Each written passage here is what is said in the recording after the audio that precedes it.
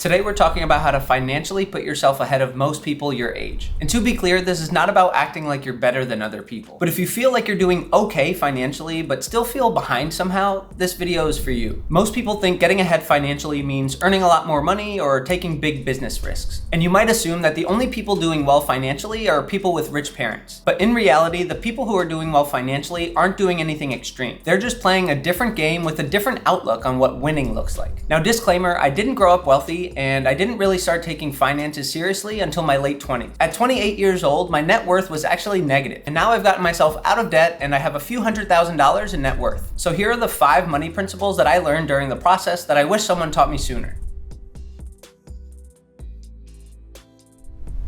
I mentioned before that most people doing well financially are playing a different game. There are 2 games that you can play with money. The first is the status game. This is the game where money is used to signal success to other people. It's the fancy apartment that makes other people jealous, or the fancy car that looks cool when you pull up to an event. The clothes, the trips, the lifestyle that looks good on social media. The problem with the status game is that someone else has to be doing worse in order for you to look like you're winning. Like if everyone around you upgrades, suddenly you don't look like you're really doing that well anymore. This leads to 2 big problems. One is that you subconsciously start to surround yourself with people who are doing worse than you just because it makes you feel better about yourself. It's the big fish in a small pond effect. And this is obviously not good because you're not surrounding yourself with people who are pushing you to grow and pushing you to do better. Instead, you keep them around because they make you feel like you're doing better than you actually are. The second problem is that you're constantly comparing.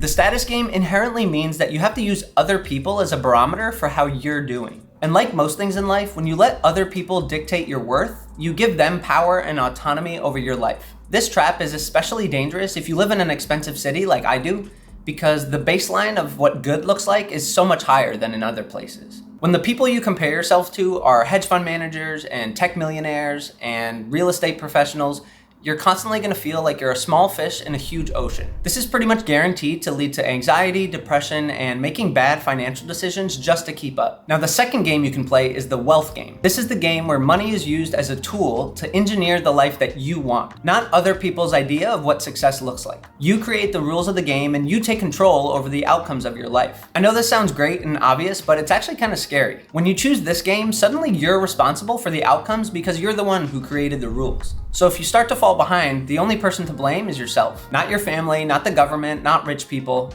you. And this is actually the reason why most people opt out of the wealth game and start playing the status game. It's much easier to live a life where you take credit for all the accomplishments, but then you blame other people and other things for when life gets hard. So if you would rather play the status game, you should probably stop watching this video. But if you want to get ahead and you want to start playing the wealth game, let's talk about how to get started.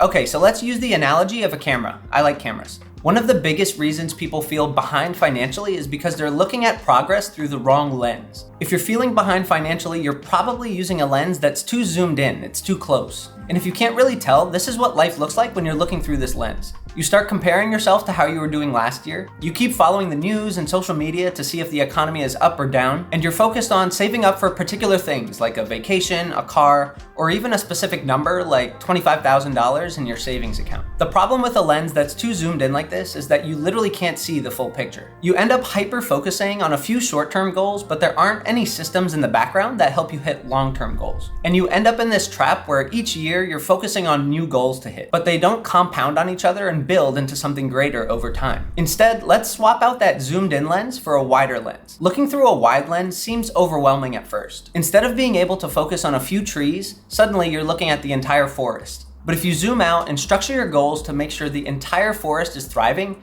you won't have to focus on any individual trees. You'll just know that the individual trees are healthy because you're focused on making sure the entire system, the entire forest is thriving. So I highly recommend looking at your financial life the same way. Short-term goals are like taking care of individual trees. These are things like paying for a vacation, saving up for a car, or hitting a specific number in your savings account. Long-term goals are like making sure the entire forest is thriving. These are things like creating saving systems, delaying gratification, and compounding investments. If these things are dialed in, you won't have to worry about short-term goals because the money will be there to take care of them. So remember, when it comes to money, you want to zoom out and focus on long timelines, not short timelines like months or years.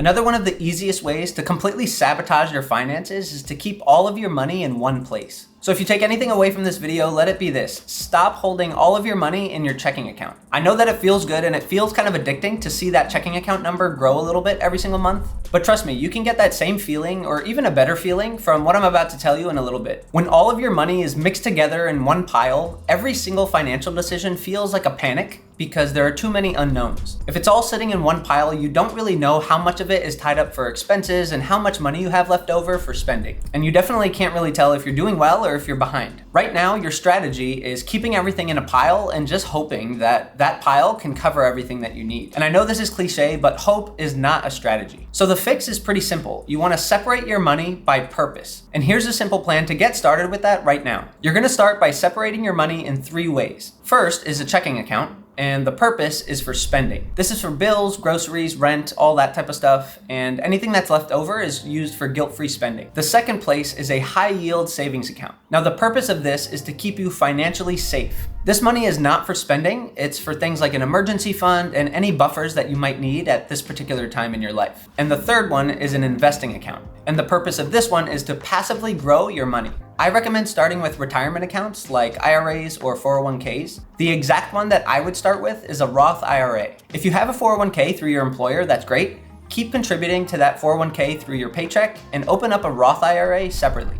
To open up a Roth IRA, create an account at Vanguard, Charles Schwab, Fidelity, any of these type of places. Don't overthink which one, they're all great. Then go on there and follow the prompts to open up a Roth IRA. Transfer some money into the Roth IRA from your checking account. Then, and this is the most important step, make sure that you invest that money within your Roth IRA. This is not financial advice, but if it were up to me, I would invest it in a S&P 500 index fund. I like that one as a starting point for most people because the returns on average are around 8%, and most brokerages have some sort of index fund that tracks the S&P 500. Now you have this money that's quietly and passively working for you in the background. So when your money is separated like this, something very powerful happens. You stop stealing from your future life in order to fund your present life. So stop keeping your money in this giant pile that you have to sort through all the time. Separate them into 3 parts just like this, where every dollar has a specific job to do. Simple systems like this are how people continue to stay a step ahead without having to work any harder.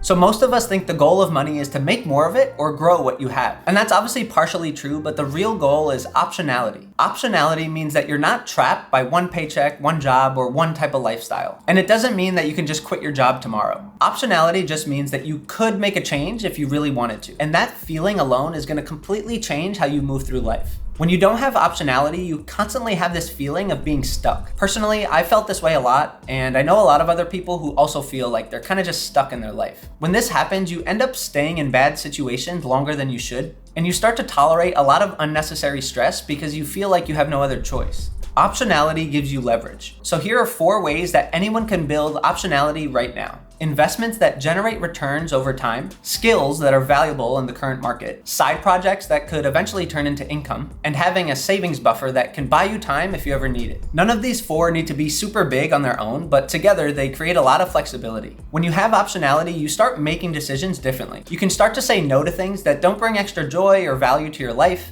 and you stop making decisions out of fear. And I know I'm making it sound way simpler than it actually is. Trust me, I know that optionality is kind of hard to prioritize because there's no instant reward or external validation for it. You can't get in it and drive it around. You can't post a picture of it online. And no one can really praise you for having optionality because it's not really something that you can see. But having options is one of the biggest ways to decrease anxiety and improve your quality of life, especially in a world where everything feels so out of your control and the future is so uncertain.